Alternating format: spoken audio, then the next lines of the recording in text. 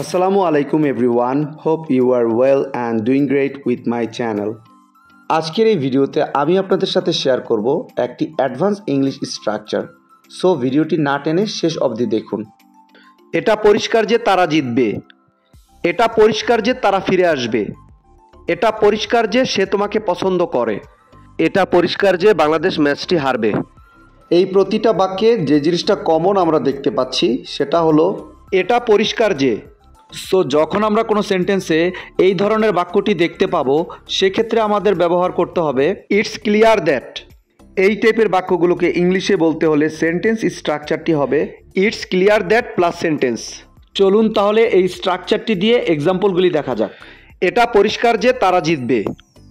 It's clear that they will win. It's clear that they will win. এটা পরিষ্কার যে তারা ফিরে আসবে। It's clear that they will come back. It's clear that they will come back. এটা পরিষ্কার যে সে তোমাকে পছন্দ করে। It's clear that he likes you.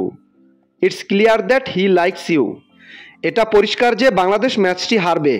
It's clear that Bangladesh will lose the match. It's clear that Bangladesh will lose the match. I hope এই স্ট্রাকচারটা আপনারা ভালোভাবে বুঝতে পেরেছেন। Now it's your turn. এটা পরিষ্কার যে আমি তোমাকে বিয়ে করব। এটা পরিষ্কার যে আমি তোমাকে বিয়ে করব। এই বাক্যটি ইংলিশে কি হবে আপনারা কমেন্টে লিখে জানাবেন।